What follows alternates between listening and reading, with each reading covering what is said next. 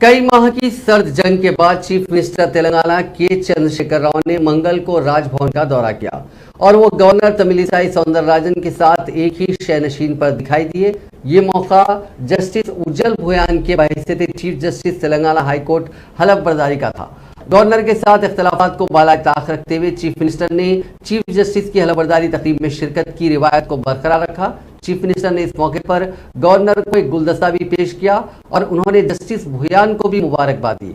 ऐसी कयास आराइयां की जा रही थी कि गवर्नर के साथ सर्द जंग की वजह से चीफ मिनिस्टर हलफबर्दारी तकरीब से दूर रहेंगे और अलहदा तौर पर नए चीफ जस्टिस को मुबारकबाद देंगे। दोनों कायदीन के दरमियान ताल्लुकात में तरक्की के बाद चीफ मिनिस्टर का यह पहला दौरा राजभवन रहा। गवर्नर सौंदरराजन ने इल्जाम आयद किया था कि रियासती हुकूमत गवर्नर के दस्तूरी ओहदे की अहानत कर रही है।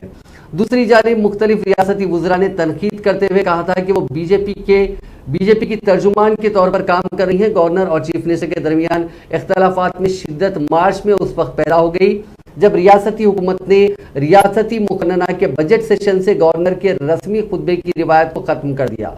उस वक्त भी गवर्नर ने कहा था कि रियासती हुकूमत फनी वजूहात का उज़र पेश करते हुए दस्तूरी कवायद का एहतराम नहीं कर रही है। गवर्नर ने अप्रैल में राजभवन में उगादी से कबल भी एक तकरीब का एहतमाम किया था जिसका चीफ मिनिस्टर, उनके काबिल रुफ़ा और TRS के कायदीन ने बायकॉट किया था।